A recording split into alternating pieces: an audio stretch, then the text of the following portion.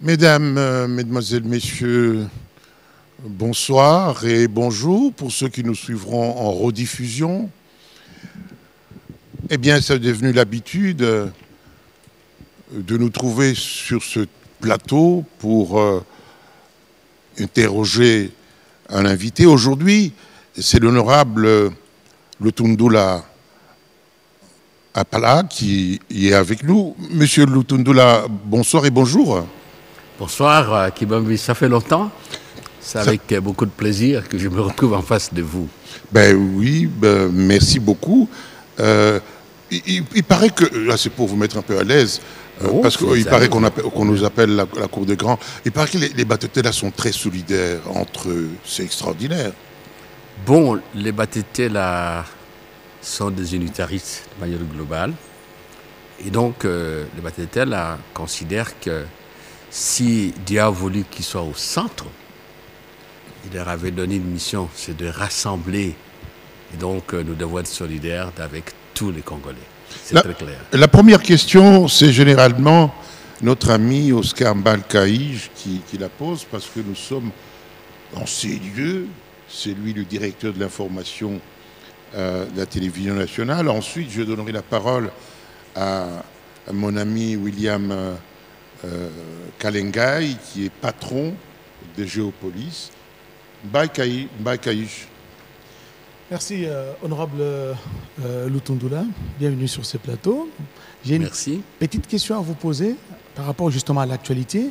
L'actualité au pays, c'est les séjours à Goma de Joseph Kabila Kabange, le sénateur à vie et ancien président de la République. Vous êtes sénateur. Le Sénat a levé les immunités, a enlevé les immunités de Joseph Kabila dernièrement. Et au lendemain, Joseph Kabila a prononcé un discours. 24 heures après, il se retrouve à Goma. Aussitôt arrivé à Goma, il a visité les centres de formation des militaires de Rumangabo. Il a commencé des consultations. Une opinion estime que les séjours de Kabila à Goma, c'est pour laver Kagame. Votre réaction? Bon, peut-être qu'on va voir comment on va procéder. On aura un mot à dire sur l'ensemble du discours. Mais ce que je peux dire à ce stade, par rapport à votre question, je ne sais pas qui a conseillé ça, mais à sa place, je ne l'aurais pas fait.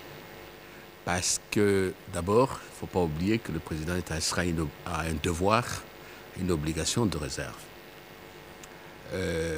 Ensuite, je l'ai suivi. J'ai suivi le président, je l'appelle toujours président. C'est un peu comme l'enseignant, on appelle toujours maître. Oui. L'ancien président, quand j'ai suivi son intervention, j'ai retenu un peu ce qui suit, brièvement.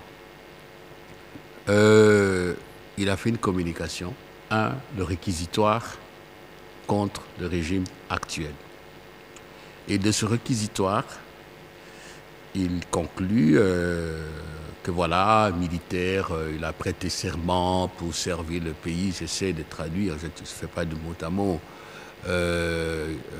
jusqu'au sacrifice suprême, en fait, qu'il y reprend.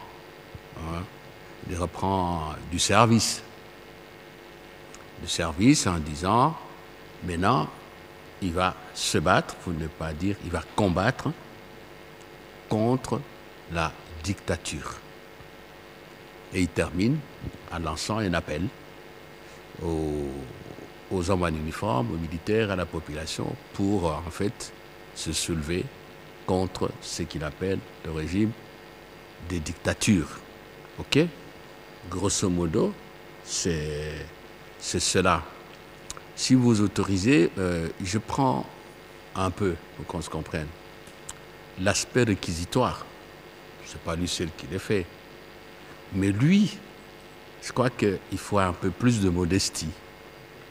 Parce que le président Kabila a régné pendant 18 ans, hein, à moins que je me trompe. Et à l'issue de ce règne-là, ça correspond à peu près, si c'était aux États-Unis, à 4 mandats. Oui, 4 mandats. Chez nous ici, c'est 3 mandats et demi. Mais qu'est-ce qu'il a laissé? il a laissé 7 héritages toxiques, comme je les appelle. 7 héritages toxiques, si vous autorisez. Premier héritage, l'armée. Une armée composée d'hommes et de femmes courageux, patriotes, mais une armée démoralisée. Une armée désarticulée, une armée démotivée et une armée désarmée. Combien ont-ils été formés, les militaires? Qu'est-ce que Tshisekedi a trouvé comme matériel de guerre? Armes, munitions et tout. Et surtout, parfois, je me pose la question, comment s'est-il fait que le président Kabila règne dans ce pays pendant 18 ans et il a laissé l'armée être neutralisée par un embargo décrété par le Conseil de sécurité. J'ai eu à expliquer ça, un embargo qui portait non seulement sur l'approvisionnement en armes, mais sur la formation. La formation. Et pendant ces temps, ceux qui ont décidé l'embargo laissaient M. Kagame acheter les armes qu'il veut. Partout, il y a eu même des chefs d'État. Rappelez-vous, je ne vais pas citer le chef d'État d'un pays. Il était, je crois, l'année passée, il y a 2 ans, au grand maximum, à Kigali, et il a dit que voilà, son pays lui-même, ils vont donner des armes, ils vont doter l'armée rwandaise de dernières technologies, des technologies de pointe en matière militaire. Ce pays-là distribuait les armes aux groupes armés qui combattaient contre notre pays, ils continuaient à combattre sans contrôle. Et il a envahi notre pays sans condamnation et encore moins de sanctions. Et tout ça, le régime précédent s'est tu. Il a laissé les choses aller de cette manière-là. C'est pour ça que je dis une armée démotivée, désarmée. Voilà un héritage très préjudiciable qu'il fallait et qu'il faut gérer. Bon, je vous épargne, vous connaissez, parce que oui, parce que la question consistait à vous demander en bref. J'en viens, parce qu'il faut qu'on se comprenne. Un deuxième héritage toxique, les groupes armés, parce qu'il faut qu'on se comprenne. Est-ce que les groupes armés sont nés sous le règne de Tshisekedi? Ils sont là depuis longtemps, depuis lui. Et s'ils continuent, parce qu'on est dans l'actualité, avec l'M23, c'est parce qu'on n'a pas solutionné la question de groupes armés. C'est très clair. Si vous êtes malade et que la maladie est récurrente, ça signifie que soit on a mal diagnostiqué, soit qu'on n'a pas soigné comme il faut. Mais il paraît que les groupes armés, c'est pas pour vous interrompre, ont été multipliés pendant le régime actuel. Hein. Il y en avait quelques-uns, mais maintenant nous en sommes au niveau de 100. Ah, je peux me tromper. Je ne crois pas. J'ai eu quand même l'avantage d'être tout le temps au Parlement. Non, je ne crois pas. Presque tous les groupes armés actuels existaient à l'époque. Un autre héritage, et c'est très important, les réfugiés congolais au Rwanda. Très important parce que vous savez qu'entre autres raisons que le président Kagame utilise pour justifier sa présence, c'est le fait que d'après lui, il y a au moins 100 000, disons-le, moi je n'ai pas la langue de bois, Tutsis congolais qu'on a refoulés et qui se trouvent là-bas. Mais comment se fait-il que pendant 18 ans, l'ancien président Joseph Kabila n'a pas pu résoudre ce problème-là? Parce qu'il sert d'alibi. Ça, c'est un problème. Un autre héritage, l'isolement diplomatique. Je n'ai pas de démonstration particulière à faire. Totalement isolé, même avec les institutions financières. Et on est allé vite, avec le président Tshisekedi. On est revenu sur la scène internationale. Moi, quand j'arrive, par exemple, à l'Union africaine, tenez bien, l'organe central en matière de paix et sécurité, le Conseil paix et sécurité de l'Union africaine, nous n'étions pas membres. Et ça tenait à un petit rien. Aller déposer les instruments de ratification. Un petit rien là. Prendre son avion, les déposer, on les a déposés, on est membre, et on a même présidé les Conseil paix et sécurité il n'y a pas longtemps. Aujourd'hui, nous avançons. Nous avons été admis au Conseil aux droits de l'homme des Nations Unies. L'affaire de New York, Conseil de sécurité membre non permanent, ça va aller vite parce que les étapes essentielles au niveau de l'Union africaine avaient déjà été déblayées. Et merci au président Ndayishimiye qui a facilité la tâche. Donc vous voyez, et on peut continuer sur l'isolement diplomatique. Laissez-moi aborder aussi un héritage toxique, la décentralisation.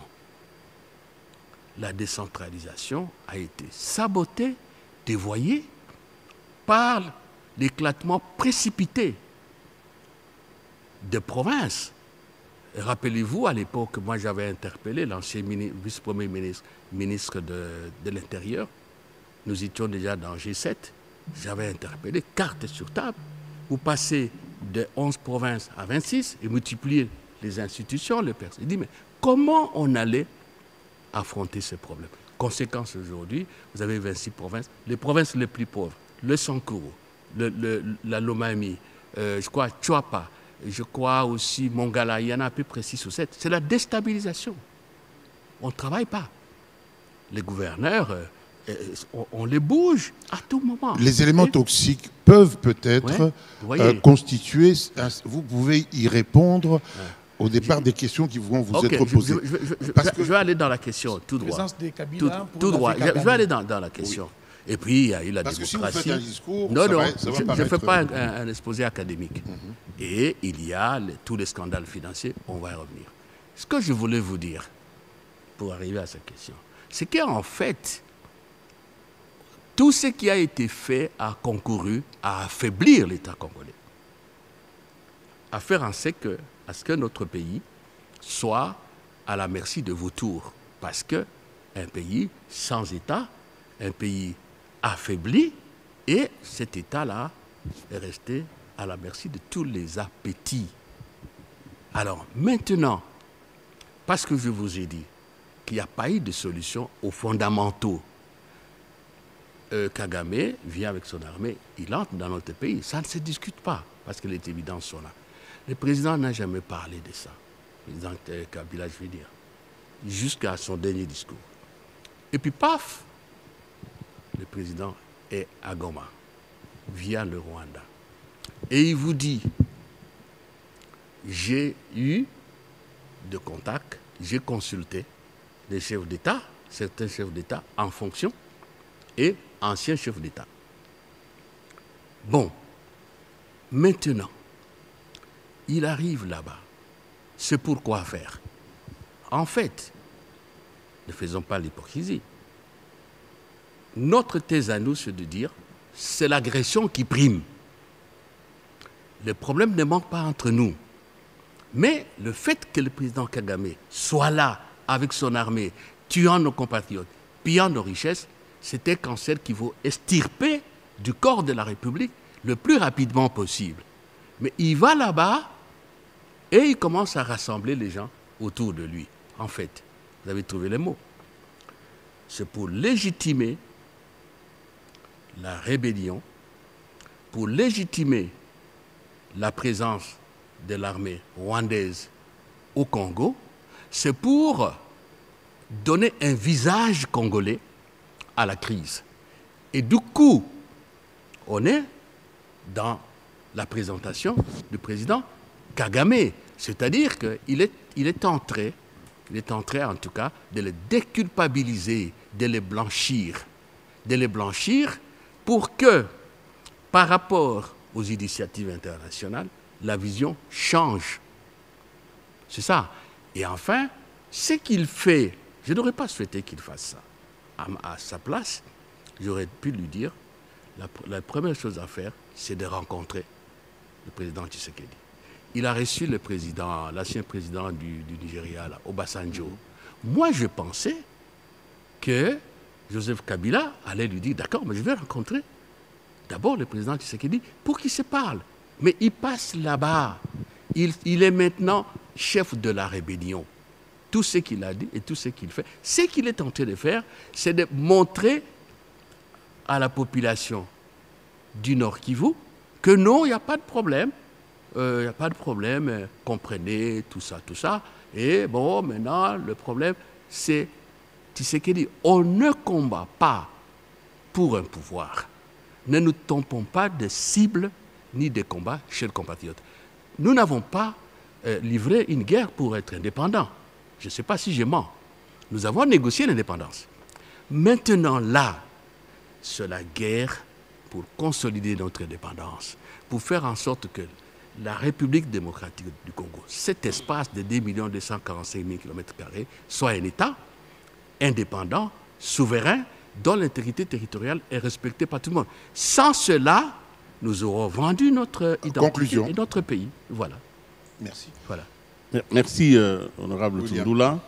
Nous restons toujours sur cet aspect de Joseph Kabila à Goma, mais les Sénats entrent en jeu peut-être pour compliquer les choses, parce que si nous sommes dans une logique de rapprochement des points de vue et des sorties des crises, les Sénats lèvent les immunités et créent un problème théorique chez les juristes et chez les penseurs.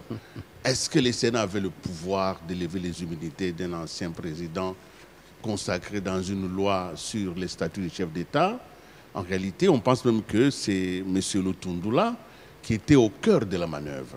Alors, pour l'histoire, on devrait quand même savoir si, quelle procédure judiciaire, juridique, comment les Sénats s'est donné le pouvoir d'élever ces immunités. Bon, je crois qu'il faut d'abord corriger. Ce n'est pas une affaire de M. Lutundoula. Je suis sénateur. Il était président. Je suis sénateur. La commission, c'était vous. S'il vous plaît. Oui. Je suis sénateur. Je suis ce que je suis. On a formé une commission spéciale. Mon regroupement politiquement désigné. J'avais le choix de ne pas être sénateur ou continuer à être sénateur avec ce que je suis. J'arrive en commission. Les collègues estiment que ma modeste personne peut présider la commission. Je ne peux pas démissionner devant mes responsables. Je ne le ferai pas. Et nous avons travaillé calmement. Maintenant, votre question. Il y a un côté pédagogique très fort. La première chose, il faut démystifier la question des immunités. Il faut dédramatiser. Moi, je n'ai jamais compris ce qui se passe chez nous. Ailleurs, d'ailleurs, dans d'autres pays, le ministre, le député, le sénateur concerné, il va lui-même chez le magistrat. Donc, il faut dédramatiser et démystifier cette affaire d'immunité. Tu m'as posé des questions techniques. Voilà. Première chose, les immunités ne sont pas créées dans l'intérêt du député ou du sénateur. Les immunités ont été instituées dans l'intérêt du mandat que vous exercez et de l'institution. Je vais dire ceci. Parce que vous êtes député, vous êtes sénateur, vous avez par exemple le pouvoir de contrôle parlementaire. Il ne faut pas qu'en initiant une commission d'enquête ou en posant une question orale avec débat à un gestionnaire public ou lors du débat, vous disiez un mot, voilà, on a détourné tout ça, qu'on vous poursuive, qu'on vous accuse, par exemple, de diffamation et tout. C'est cela.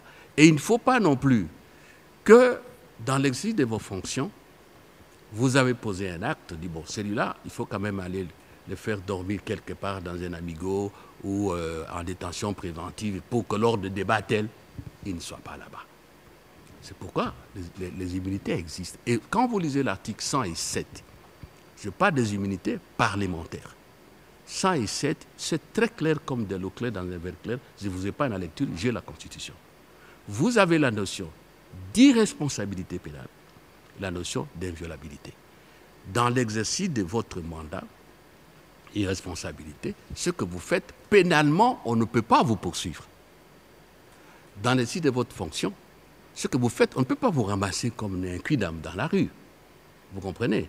Et l'article 107, alinéa 1er, est très clair. Irresponsabilité, inviolabilité.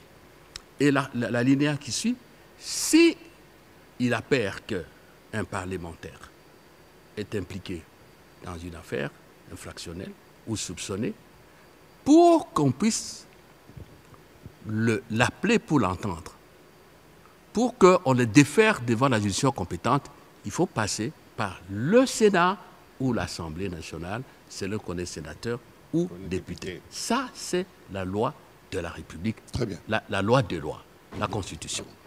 Alors, maintenant, le cas présent. La Constitution dit à l'article 104, je crois à l'alinéa 4 ou 5 ou 7, que les anciens présidents sont de droit sénateur à vie. Vous lisez notre règlement intérieur, ne vous en faites pas, ils ont quelques obligations. Sauf que... Sénateur à vie, immunité à vie. Non, non, je vais vous expliquer la notion d'immunité. Il faut faire... L'immunité ne fait pas de nous des Congolais au-dessus des lois de la République ou en dehors des lois de la République. Il faut qu'on se comprenne. Tout à fait. Et nous tous, députés et sénateurs, il faut qu'on le sache. Qu'on ne pense pas, je suis député, je peux faire n'importe quoi. Non, non, non, c'est pas ça. Alors revenons à cette partie pour qu'on se comprenne bien. Ça veut dire ceci. Et je sais parce que je suis co-rédacteur de la Constitution en tant que député à l'époque. Parce que les gens oublient souvent que la version qui a été soumise au référendum est venue de l'Assemblée nationale. J'ai même fait partie de petit comité de rédaction qui a donné la dernière version présidée par Toussaint et Combé. Le problème était le suivant. Bon, un ancien chef d'État, on ne le laisse pas comme ça circuler dans les rues ou quoi. On a dit non. On lui donne le statut de sénateur à vie. Et comme sénateur, il a droit aux indemnités parlementaires. Pour le président Kabila, c'est toujours touché. Il est payé comme sénateur. Ce que son épouse a récusé. Enfin, non, ce sont des questions. Il faut un peu. Non, c'est faux. On peut vérifier à la questure. Hein, la questure. Et il est dit dans le règlement intérieur qu'il est dispensé, par exemple, de l'obligation d'être en plénière. Mais il est membre de toutes les commissions. C'est-à-dire qu'il peut venir à n'importe quel moment aller à une commission. Et il est dit dans le règlement, je l'ai ici, qu'il doit sauvegarder l'honneur, la dignité de l'institution et respecter les lois de la République. Voilà. Donc, je vous dis par là que les anciens présidents ont un statut. Mais ce statut est prévu dans la Constitution. D'accord. Vous comprenez? Alors, maintenant, parce que vous avez posé la question maintenant de la compétence du Sénat. L'avocat général, l'auditeur général, oui, procureur général du côté de la justice militaire, qui nous a saisis, c'est bien dit, il nous a saisis par rapport à la qualité de sénateur à vie de Joseph Kabila. C'est pour ça qu'on parle des immunités parlementaires. OK? Or, dans la Constitution, la seule institution qui est compétente pour lever l'immunité d'un sénateur, c'est le Sénat. Alors, maintenant, on arrive à la question du Congrès. Mettez-vous bien en place. La loi de 2018, moi je suis très à l'aise, parce que je rappelle à l'opinion, qu'en ce moment-là, nous on était déjà dans G7, on avait déjà, je crois, les RASOP.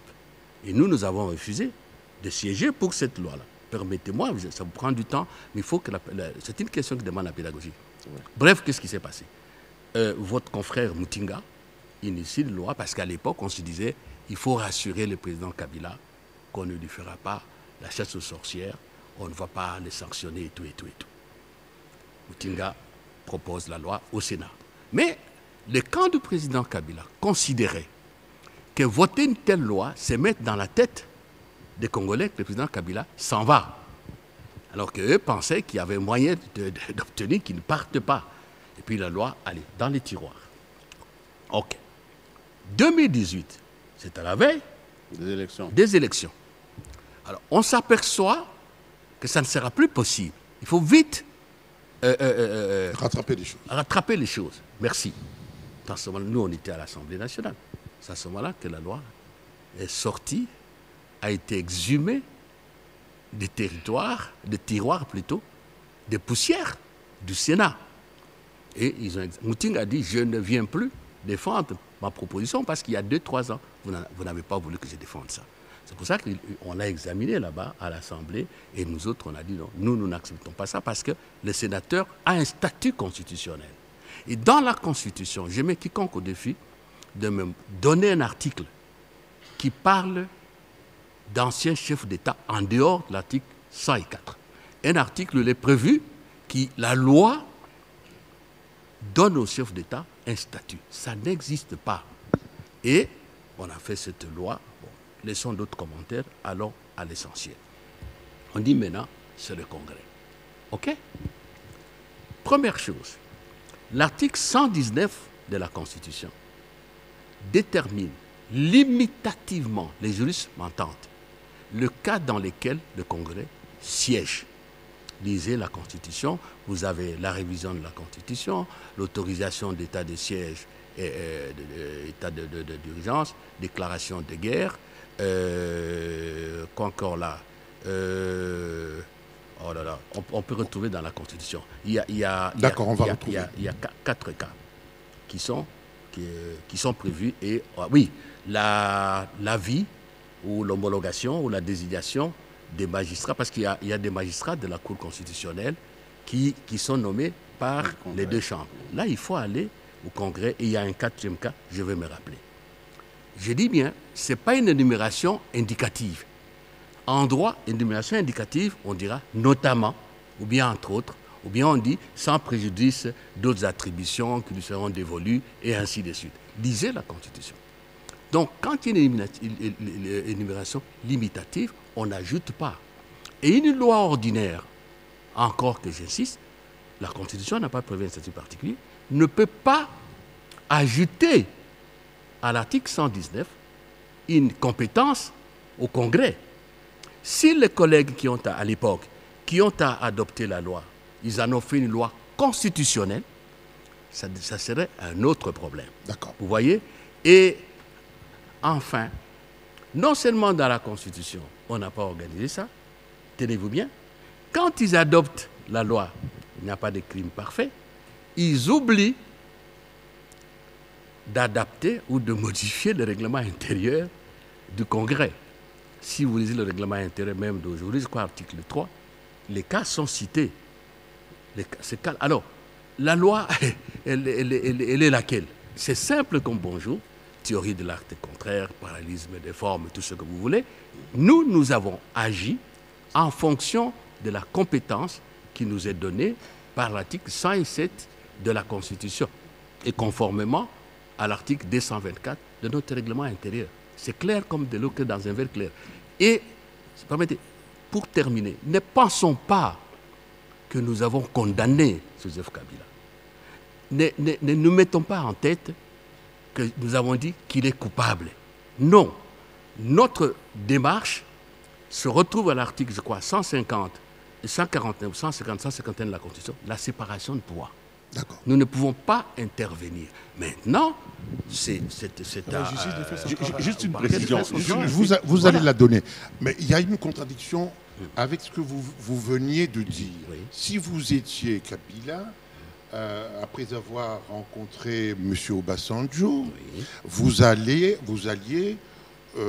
demander de rencontrer le président Tshisekedi. Oui, mais après qu'on ait levé les immunités, vous pensez que cette demande aurait pu aller dans ce sens? Oui, mon cher ami Kibambi, ce n'est pas pour rien que j'ai commencé en vous disant qu'il faut démystifier les immunités et il faut dédramatiser. Vous comprenez? Peut-être parce que je suis juriste et j'ai fait la magistrature que je vous donne l'impression de banaliser. Non, vous allez voir, vous êtes les hommes des médias, vous êtes des historiens, par même vos fonctions. Dans beaucoup de pays, quand il y a un cas comme ça, les ministres ou quoi, ils disent, bon, regardez vos invités. Moi-même, je vais me présenter. Et puis, là, vous parlez politique. Est-ce que vous pensez que si Joseph Kabila, même maintenant, là, il dit, je vais rencontrer le président Tshisekedi à Kinshasa. Vous pensez que le président Tshisekedi va refuser? Ah mais vous n'êtes pas le président Tshisekedi. Non, mais attendez un peu. Juste une petite précision pour clôturer ce dossier, si vous apprenez. Parce qu'il faut qu'on se comprenne. Si je vous comprends bien, c'est que il n'existe pas deux statuts différents, statut de sénateur à vie et statut d'ancien président de la République. Il n'y a qu'un seul statut, c'est lequel? Je soutiens que l'état d'ancien président de la République a son répondant en termes de statut comme sénateur au sens juridique donné par les constituants, c'est qu'il est sénateur à vie. Ok, je voulais cette précision. C'est clair comme de l'eau. Alors, non, vous avez posé une question politique qui me paraît intéressante. Non. D'abord, les immunités ont été levées bien après le passage d'Obasanjo. Peut-être que je ne dis pas que s'il avait commis l'infraction, parce qu'il est présumé. Le principe, vous connaissez, présomption d'innocence. Mais je ne dis pas que s'il était venu, ça allait l'exonérer éventuellement d'une présomption de responsabilité pénale. Mais quand le président Kabila vous dit « je suis maintenant à Goma », on ne peut pas défier les institutions de la République. On ne peut pas dire qu'il y a une constitution et défier la constitution et les institutions constitutionnelles. Il faut qu'on se comprenne bien. Ce qu'il a fait, c'est quoi? Oui, vous dites que je suis avec la rébellion. J'y suis. Et je commence à consulter. Parce que, dites-vous bien, parlons des choses. Moi, je n'aime pas la langue de bois. Aujourd'hui, Bissimois, Bertrand Bissimois, Corneille Nangaa, il s'efface devant le président Kabila. C'est normal, parce que celui... Et d'ailleurs, le président Kabila donne raison au chef de l'État, qui nous a toujours dit que celui qui est à la base de ça, il n'a même pas tenu compte de tout ça. Donc moi, je pense que il faut toujours avoir la capacité de se regarder dans les miroirs de l'histoire et savoir qu'est-ce qu'on peut faire, qu'est-ce qu'on ne peut pas faire, quelles sont ses ambitions, et connaître ses défauts et ses qualités. Voilà, c'est ça. Vous êtes de l'Union sacrée. Oui. Est-ce que vous pensez que ce que vous avez fait, vous avez prévu la suite? Parce que notre président actuel sera président, ancien président et sénateur honoraire. Est-ce que vous y avez pensé? Je vais vous donner une réponse. Donc, vous parlez de l'avenir du président Tshisekedi par rapport à la question des immunités. Vous savez, un jour, que le président me pardonne parce que ce n'est pas un secret professionnel. Il y a quelqu'un dont on avait confisqué le passeport diplomatique. Moi, j'appelle le président. La journée, j'ai dit, il dit, mais VPM, mais les gens oublient que nous serons aussi un jour dans cette situation. Même vous, même tout le monde, qu'on donne le passeport. Si on ne donne pas, appelez-moi encore, je vais donner l'instruction. On doit donner le passeport. Oui, voilà l'homme à qui j'ai affaire. Et à qui nous avons affaire. Très bien. Je ne demande pas, le président me suivra. S'il veut, il peut confirmer ça. Et c'était une fois, c'était la première fois. Il n'y a pas encore une deuxième fois, c'était pour 2 personnes. Vous allez me dire, mais pourquoi vous faisiez ça? Non, quand on travaille, s'il y a de certaines questions délicates, on prend les précautions. Il m'a dit, je vous ai dit, un jour nous serons dans la même situation. Il faut que les gens le sachent. Et donc le président n'a pas envie, et nous à l'Union sacrée, nous ne sommes pas là pour, comment dirais-je, chercher à avoir des hommes hors la loi. Et le président vous a dit, Kibami Chitwa, ne faites pas de moi un dictateur. Voilà. J'ai menti. Non. Tshisekedi vous a dit ça plusieurs fois. Luthundula, vous êtes sénateur, vous avez beaucoup travaillé pour ce pays, vous-même vous l'avez dit, vous avez contribué énormément dans la rédaction de la Constitution, la nouvelle Constitution qui nous régit aujourd'hui. Mais la question que je veux vous poser, c'est par rapport aux différentes initiatives de paix. Les initiatives de paix, il y a les princes de l'Église, avec le pacte pour le vivre ensemble. Nous avons Doha, où se trouve la délégation du gouvernement, ainsi que celle du M23 FC. Nous avons de l'autre côté, nous avons les États-Unis d'Amérique, avec cette déclaration de principe qui a été signée par les 2 parties, je vais dire les 2 ministres des Affaires étrangères. Il y a une dernière sortie médiatique du président ougandais, Yoweri Kaguta Museveni. Lui, il dit que aux problèmes africains, des solutions africaines.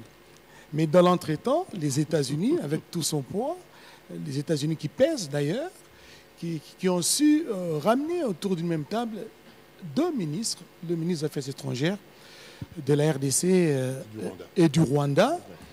Alors la question, par rapport à toutes ces initiatives de paix, d'après vous, laquelle va prendre les déçus sur l'autre? L'initiative qui prendra les déçus sur les autres, c'est celle qui aura l'agrément sincère de toutes les parties qui vont s'engager à l'exécuter. Ça, c'est une formule qui ne dit absolument rien. Ça veut dire ceci. Et nous avions toujours insisté sur ça. Il faut identifier le problème. Et, comment vous dites, prendre le taureau par les cornes.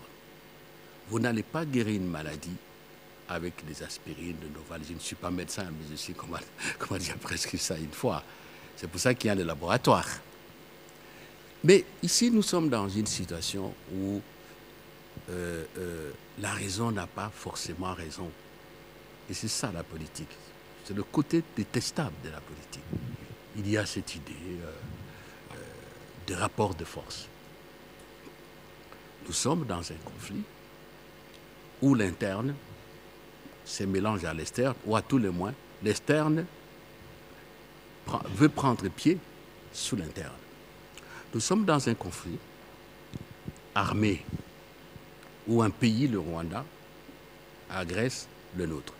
Nous sommes dans un conflit avec des interférences extérieures multiples, et vous savez qu'un conflit, quel qu'il soit, même entre individus, plus il y a des intervenants, plus ça devient complexe et compliqué. Ça, c'est naturel. Moi, je crois, solution africaine, problèmes africains. Mais oui, mais on ne peut pas demander mieux que ça. La RDC est parmi les pays fondateurs de l'OUA, devenue Union africaine. Nous ne pouvons que faire confiance en notre institution. Mais attendez là. Aujourd'hui, ça donne l'impression que aux problèmes africains, solutions africaines, ça veut dire aux Africains les plus forts, même à un moment donné, de tuer les autres Africains, et on attendra quand ils vont se fatiguer. Un peu comme ce que disait Kofi Annan, secrétaire général des Nations Unies, lorsque nous avions l'affaire d'Afdel et tout et tout. Nous ne pouvons pas, nous, Congolais, faire confiance à l'institution mère, à la communauté mère de l'Afrique et aux institutions régionales quand on nous amène dans des histoires, tenez-vous bien, avec 6 médiateurs. Très bien. 6 médiateurs. Donc il faut préférer... J'en viens, je vais être clair. Pendant ces temps, on tue, nos compatriotes meurent. Pendant ces temps, nos richesses sont pillées. Pendant ces temps, nos institutions sont confrontées à des problèmes sérieux de gestion. Ça, à la limite, ça devient de l'irresponsabilité. Je dis que les Africains doivent assumer la souveraineté de l'Afrique, c'est-à-dire doivent développer des capacités de règlement de conflits. Dites-moi, nous sommes tous des Africains, des Congolais. Nous ne sommes pas nés de la dernière pluie. Connaissez-vous un conflit d'une telle ampleur qui a été dénoué, résolu par les institutions africaines? Le Soudan, c'est à quelques heures de vol du siège de l'Union africaine. Oui, les Africains, nous avons le même attachement, mais nous avons une population. Ça veut dire quoi? Qu'il faut que ceux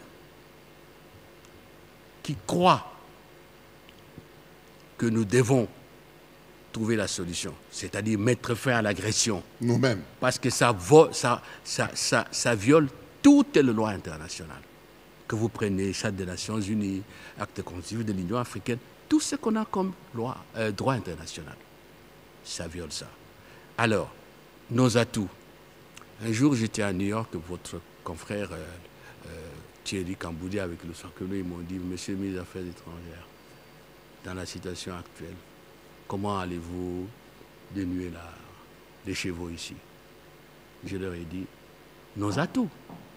Premier atout, la mobilisation interne, le patriotisme. C'est pour ça que je vous ai dit, j'ai dit aux Congolais, nous sommes maintenant dans la guerre d'indépendance.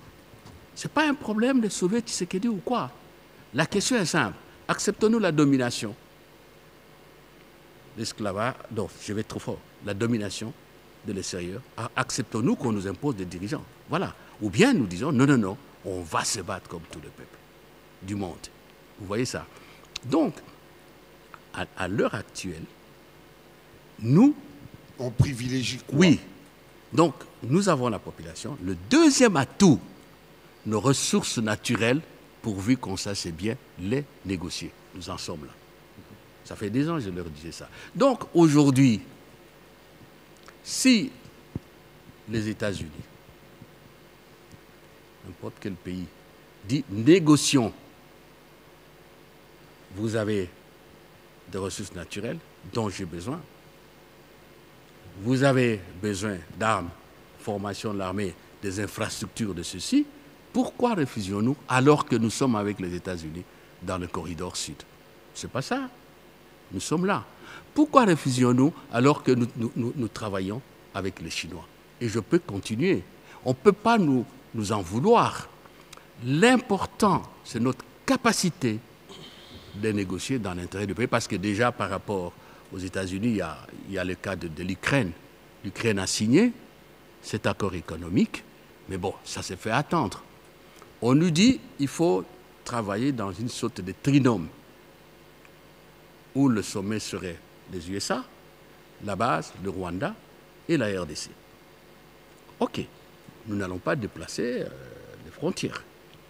Mais le problème avec le Rwanda, c'est qu'on ne peut pas lier notre coopération avec les Américains à ce qu'on peut développer avec le Rwanda. Et sur ce point-là, j'ai beaucoup apprécié le recadrage de Madame la ministre d'État après la signature de la déclaration de principe. Grosso modo, Madame Kaikomba a dit, et elle est restée dans la logique, dans les directives, dans l'option levée par le président depuis très longtemps, depuis que même quand j'étais là, c'était ça. Nous acceptons, mais souveraineté, indépendance, intégrité territoriale. Nous acceptons, mais sur fond de la résolution 2773, qui est d'ailleurs l'arrivée de Joseph Kabila à Goma, ignore superbement. Elle a dit, oui, nous avons des ressources naturelles, mais doivent être exploitées pour le développement du Congo. Et, évidemment, pour la sécurité, la paix en Afrique centrale. C'est ça. Donc, nous devons avoir des capacités de négociation avec les Américains, ou je ne sais pas. Alors, Museveni, vous permettez, j'ai suivi la synthèse qu'on a fait, parce que je n'ai pas suivi la déclaration, qu'on a fait RFI, je crois, hier ou avant-hier. Mais moi, je ne sais pas de quoi on parle. C'est un chef d'État, je m'arrête là, mais ce qu'il a dit, qui lui a dit que nous, on refuse de négocier? Ce qu'il a dit, j'espère qu'on va en parler avant la fin de l'émission. Des solutions africaines. Je viens de vous répondre. Les Africains maîtrisent bien leur oui, mais nous, ça fait combien d'années la crise ici? 30 ans. 30 ans. Est-ce que nous avons quitté l'Afrique? Est-ce que nous avons quitté la région? On ne doit pas nous tenir de propos lénifiants, nous faire miroiter des solutions alors qu'on fait tout pour qu'il n'y ait pas de solution. Je vous ai posé un problème. Une médiation, s'il vous plaît, de 6 personnalités africaines. Anciens, chefs d'État en fonction. Est-ce que, qu'est-ce qu'on dit en français? Trop de cuisiniers gâtent la sauce. C'est là que la question, moi je ne suis plus ministre des Affaires étrangères, je suis libre de ce que je dis, c'est la question que nous posons. On sait bien, le problème, Jean-Pierre, aujourd'hui, c'est pas qu'il n'y a pas de solution. J'ai dit que nous prendre du temps. Rappelez-vous ce que le président Loresson a fait. On a trouvé des compromis. FDLR, dégagement de tout ça. C'est qu'il y a une partie qui ne veut pas exécuter ces engagements. On n'aborde pas cette question en Afrique. Lisez tout ce qu'il y a comme résolution en Afrique. Vous ne trouvez pas une résolution, on cite le Rwanda. Monsieur le ministre, je vais vous poser une question. Nous avons suffisamment d'intellectuels dans ce pays. Moi, je crois que ce sont nos politiciens qui sont opportunistes et qui ne veulent pas qui ne voient que leur ventre. Nous sommes suffisamment intelligents en République démocratique du Congo pour essayer de trouver des solutions à ce problème. Nous sommes suffisamment intelligents, des gens comme vous, pour essayer de nous regarder en face, non? Oui. Il y avait Sun City avant, il y avait... Pourquoi seulement à l'extérieur, bon Dieu? Parce que nos politiciens, ils vont dans tous les sens, ils vont là où Maïsa Kotiola... Moi, j'ai l'impression que c'est ça. C'est ça, Jean-Pierre, c'est ça ma révolte. Mais sinon, parlant à votre confrère Lusa Kweno, j'ai exprimé cette révolte-là. Quel est ce pays qui, chaque 10 ans, parfois chaque 5 ans, va toujours en négociation? Je ne sais pas, nous sommes tous des Congolais, nous suivons ce qui se passe. Pourquoi? Quel est le problème? Et ici, là, parce qu'il faut avancer, ici, là, à mon avis, c'est clair comme de l'eau claire dans un verre clair. Nous devons nous mobiliser pour sauver l'existence de notre nation et l'existence de notre État. Les problèmes internes, il y a un cadre, même légal, le cadre légal et constitutionnel qui nous permet de nous retrouver pour résoudre. Vous avez l'article 69 qui donne des responsabilités au chef de l'État, l'article 69 de la Constitution. Vous avez la loi portant statut de l'opposition qui donne la possibilité d'une communication, j'allais dire patriotique, dans ce sens que pour parler des problèmes du pays et de nous rassembler entre le pouvoir et l'opposition. Vous voyez, déjà le cadre institutionnel nous permet, et je prie Dieu, pour que cela vienne vite. Et il faut que les gens se posent. Maintenant là, c'est très clair. Vous avez 2 camps. Les camps de ceux qui ont dit que c'est le président Kagame qui leur apporte la solution. OK? Et là, on fait des campagnes pour dire, c'est pas un problème ça, il peut être là, il n'a rien fait. Et les camps de nous tous qui disons, oui, mais c'est entre nous. Alors maintenant, il ne suffit plus de parler. Et je pense que le président a un rôle moteur à jouer pour rassembler toutes les forces. Je n'aime plus le terme patriotique parce qu'on en a abusé beaucoup. Toutes les forces, j'allais dire nationalistes aussi, on en a abusé beaucoup, ça devient galvaudé. Mais toutes les forces, toutes les personnes, ce n'est pas un problème d'opposition d'union sacrée, non. Pour que le président nous rassemble tous dans ce combat pour l'indépendance nationale. Mais il a appelé aux consultations nationales. Vous êtes sans doute dans les secrets des dieux. Non, non, pas du tout. Pas du tout.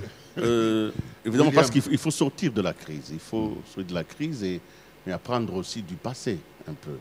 Apprendre du passé, des leçons du passé. Nous étions avec vous à Sun City. Oui. Aujourd'hui, en 2025, le pays se retrouve un tout petit peu comme en 2001, 2002. Tout à fait. Nous avions un pays qui était en partition, en fait, parce qu'on avait 3 administrations à l'époque, RCD, MLC, gouvernement de Kinshasa. Aujourd'hui, nous avons AFC, M23 et les Rwandais qui ont déjà installé sur un territoire aussi large, même plus de 5-6 fois large que les Rwandais. Il y a une administration qui fonctionne là-bas à Goma et à Bukavu. Pour résoudre cette question-là, l'histoire nous apprend qu'il y a eu un accord, l'accord de Lusaka, déjà. Cet accord réglait la question militaire, mais à cet accord étaient liés les dialogues entre Congolais. Alors c'est ce dialogue qui a permis que l'on réunifie la classe politique, qu'on la mette ensemble. La question du dialogue aujourd'hui est, semble-t-il, très mal gérée par l'Union sacrée, qui en fait une question de partage de pouvoir, alors que c'est une question de consolidation des convictions nationales. C'est pourquoi je vous pose la question, et vous l'avez déjà un peu suggéré tout à l'heure en parlant la parole, est-ce que le président Tshisekedi peut rencontrer dans le format du dialogue entre Congolais de Sun City l'ensemble des parties prenantes pour que le Congo ne disparaisse pas? Parce que si vous avez suivi un des opposants aujourd'hui, je crois que quelqu'un viendra sur cette question. C'est qui là? Martin Fayoulou dit effectivement il devait parler, oui. Il devait parler. Il a parlé aujourd'hui et je prends simplement une de ses phrases. Il s'adresse au chef de l'État. Il dit « Ne soyons pas la génération par laquelle le Congo disparaîtra dans son unité. Tout à fait, je suis d'accord avec vous. Comment nous faisons? Bon, d'abord, il ne faut pas nous prêter des intentions qui ne sont pas les nôtres. Je sais qu'on a été habitué ici, depuis l'époque de la conférence nationale, à cette présentation-là. Ceux qui sont au pouvoir, lorsqu'on demande le dialogue, disent non, pas de partage de pouvoir, pas ceci, non. Nous, à l'Union sacrée, on n'a jamais parlé de ces histoires-là. Moi, j'ai dit, ce n'est pas le combat pour le pouvoir, mais c'est le combat pour l'existence de notre nation, de notre pays comme État indépendant, souverain et à l'intégrité territoriale respectée. Je tenais à préciser ça. Mais ça passe par les responsabilités, hein? Non. Ça passe par le partage de responsabilités. Je sais que c'est un peu dans notre culture. Non, mais c'est aussi la réalité. Je sais que c'est un peu dans notre culture, mais ce sont des choses qui doivent évoluer. D'ailleurs, c'est chez vous que tel dit, moi je suis plus fort, il faut me donner ceci, il faut me donner un plus grand gâteau. Mon poids politique. Moi, je n'ai pas attendu. Ah oui. La question n'est pas politique, mais on finit toujours par gérer, évidemment, parce que là, il y a plusieurs choses. Vous savez pourquoi tout cela existe? Parce que nous n'avons jamais discuté de programme de gouvernement avant de former le gouvernement. Même quand nous partons aux élections, malheureusement aussi, l'électorat est comme ça. Vous allez avec un discours, dire nous allons faire ceci, la programmation, le programme du parti, on va vous dire, mais celui-là, il raconte quoi? Il veut se faire entendre, vous comprenez? Mais moi, je crois qu'on doit évoluer.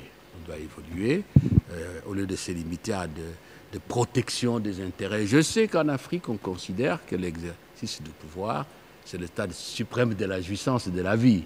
Mais il faut vivre d'une bonne vie. Le pays doit se développer. C'est ça. Vous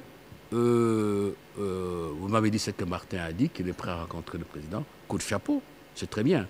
Parce que ma vision, elle est la suivante. Le président a un rôle constitutionnel, l'article 69. Et on a résumé ça, garant de la nation, et ainsi de suite. Là, on ne prendra pas du temps, le président doit assumer. Je crois que j'ai travaillé avec lui, je le connais un tout petit peu, je vois comment il est préoccupé. Le président ne tarit pas d'initiative, il ne peut pas refuser des initiatives. Deuxièmement, il faut démystifier certaines choses. Chez nous ici, vous êtes au pouvoir, Jean-Pierre Kibambi-Chitois. Jamais. Hein? Non, un exemple. Je suis de l'opposition. Vous rencontrez pour parler des problèmes du pays, signifie que j'ai trahi mon combat. Et on considère que aller rencontrer le président, c'est je ne sais pas quoi là. Mais c'est la République. C'est pour ça que moi, tout le temps, quand je parle, ce n'est pas parce que je suis juriste. Non, nous avons fait un cadre constitutionnel. Et le président a toujours dit à Bandaka, ici, qu'il a besoin d'une opposition avec laquelle il peut parler du pays. C'est une obligation qui est prévue dans la loi portant statut de l'opposition, dans les deux sens. Donc aujourd'hui, moi je pense... Mais aujourd'hui, c'est la majorité qui aurait dû faire en sorte que l'opposition ait son porte-parole. Attention, je connais ça. Il y a Délice Sanga, un ami que j'apprécie beaucoup, qui avait proposé la loi portant statut de l'opposition. Et nous tous on était à l'Assemblée, on a discuté. C'est d'abord un problème d'organisation interne. Et j'en parle très à l'aise parce qu'au moment où nous sommes avec Moïse Katumbi, ensemble pour le changement, je crois, nous avons, j'étais avec qui on a travaillé ça. En tout cas, nous avons travaillé un texte, le règlement intérieur de l'opposition, parce que c'est prévu par la loi. C'est sur base de ce règlement-là, parce que nous, on n'a pas adopté le système sénégalais ou le système d'autres pays où c'est facile. Les partis de l'opposition qui ont le plus de députés, ils sont le porte-parole. Au bout, le parti de l'opposition qui avait la candidature à la présidentielle, qui a eu la deuxième position, devient automatiquement porte-parole de l'opposition. Nous, on n'a pas fait ça. Alors, dans la loi, il est prévu qu'il faut un règlement intérieur. Nous avons travaillé, je crois que j'ai travaillé avec Deli à l'époque, nous avons travaillé cette loi-là. Mais arrivé au niveau des autres partis de l'opposition, bon, chacun y est allé de son petit commentaire.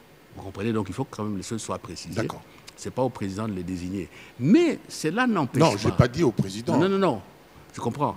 Mais cela n'empêche pas que quelqu'un de l'opposition, c'est pour ça que je félicite Martin, quelqu'un de l'opposition qui estime que nous devons nous battre pour notre pays, de rencontrer le président.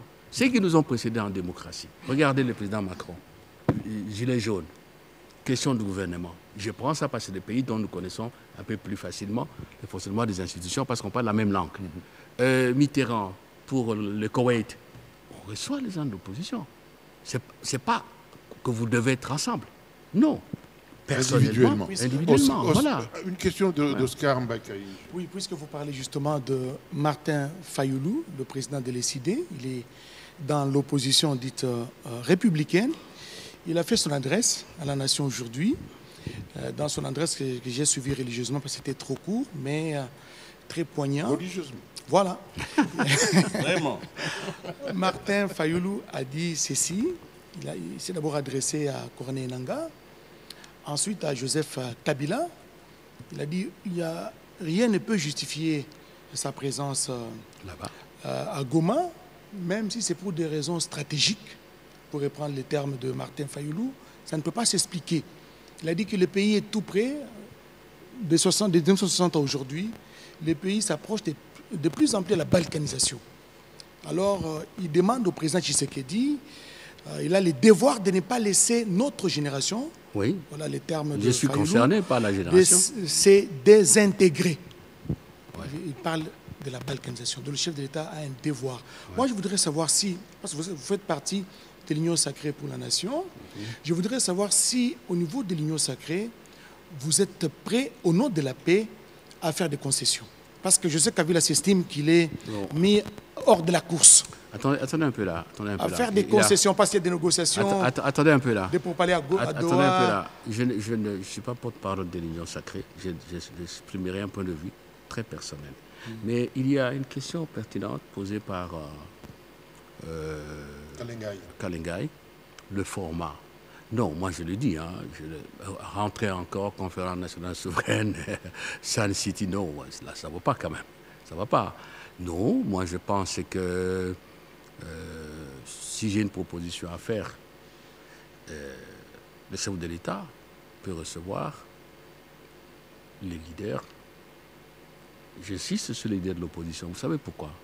Parce que le président nous a déjà consultés. La consultation conseil spécial. Le président nous a déjà consultés. Nous sommes de la famille du président de la République. Ce qui reste, c'est d'écouter l'opposition. Il peut le recevoir. Chacun va... Déjà, Martin a déjà donné sa vision.